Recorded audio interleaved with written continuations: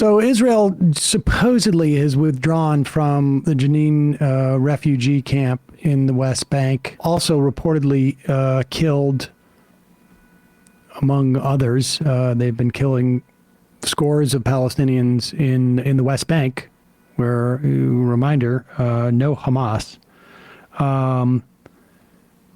They've recently killed in the past day, I guess, or two,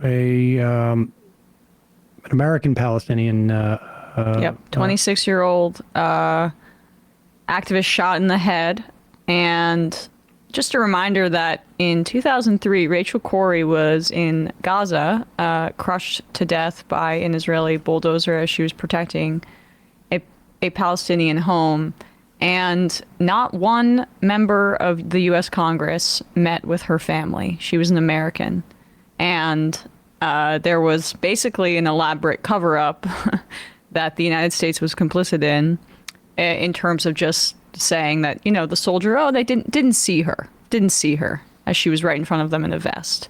So and Shireen Abu Akleh, the journalist who was killed a few years ago by armed with a camera. Yep, by an Israeli soldier, sniper.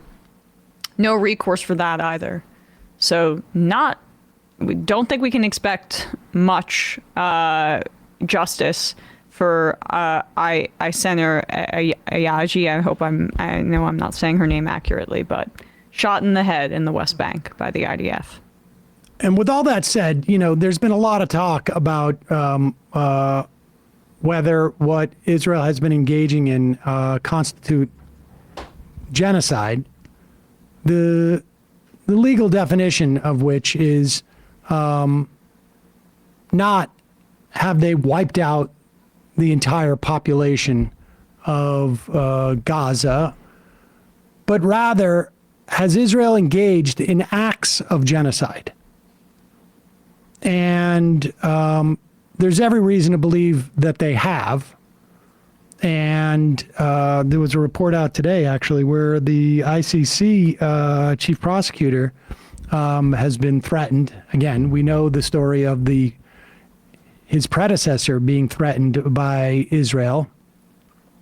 But one of the things, too, that sort of provides at least circumstantial evidence or corroborating evidence to the genocidal nature of the acts taken by Israel are words and orders that are articulated by Israeli leadership and then echoed by military personnel who engage in these acts. If you want to get a sense, though, of where the society is at, you also get a sense that as we are now almost a year long into this, you don't hear supporters of Israel in this country as sort of, I think, full-throated in their insistence that what Israel is doing is just. They're just a little more quiet, it seems like. It's point the finger at the campus, basically. In Israel, there are protests, massive protests against Netanyahu. But they aren't necessarily focused around what Israel is doing in Gaza as much as it is they want the hostages back. And they know that Netanyahu is completely deprioritized getting the hostages and just wants to continue the war going forward.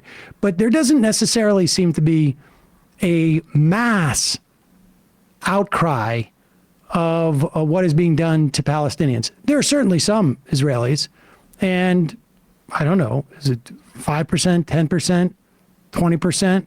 I don't know. But you look at the culture. Yeah. You see what is being debated on the news, where they have a guy, a soldier, who was shown on video as part of a gang of soldiers who were raping a Palestinian prisoner, holding up their shield so the cameras could not see what they were doing. On the news, debating whether his actions were legitimate. He's being treated as a celebrity on some of their channels. You see people storming military bases where they're trying to hold these people to account. You see it debated in the Knesset whether it's appropriate or not to rape their Palestinian prisoners. You see 10-year-old girl being used as a human shield in the West Bank. And then you see, like, in their popular culture, a podcast, Israeli podcasters, what do they call themselves? They call themselves Nice. Nice Jewish boys. Which, I don't know. You maybe don't need to say it if it's actually the case. Yeah, the two Nice Jewish boys, and I think it's sort of marketed as like the most popular English-speaking Israeli podcast. Yeah. This is, look at the complete lack of hesitation or self-consciousness in which they present this. And before you think like, oh, well, they're this is like their version of Howard Stern. They're trying to be outrageous. They have completely scrubbed all of this since seeing the blowback, which they apparently were surprised about. And a lot of the blowback was like, hey, guys, you're making us look bad. Not, hey, this is reprehensible what you're saying. But listen to this podcast that they felt pretty good about putting out. If you gave me a button to just erase Gaza, every single living being in Gaza would no longer be living tomorrow, I would press it in a second. That's just, I think most Israelis if probably that's agree. The choice, yeah. Yeah. Mm-hmm. No, even if it's not like right now. Yeah, no. I would press it right now. Mm-hmm. Yeah, the same with the territories. Give me that button and press it right now. There you go. And I think most Israelis would. Yeah. Most Jewish They wouldn't. Israelis. They wouldn't post. They wouldn't talk about it like I am. Mm-hmm. They wouldn't post. They wouldn't say I pressed it, but they would press it. Right? Like if they were in a closet alone, they would. They wouldn't even hesitate. Mm-hmm. Someone came to them and Hadar said, "No one will know. You press this, all the Palestinians are gone." You'd be like, "Fucking hey, is there another one?" If you gave me a button So to funny. just erase. I mean, he went on and sort of backtracked and said, I was talking about like Hamas or whatever it was, he said. But I mean, it's quite clear. I mean, there's no context in which that makes sense.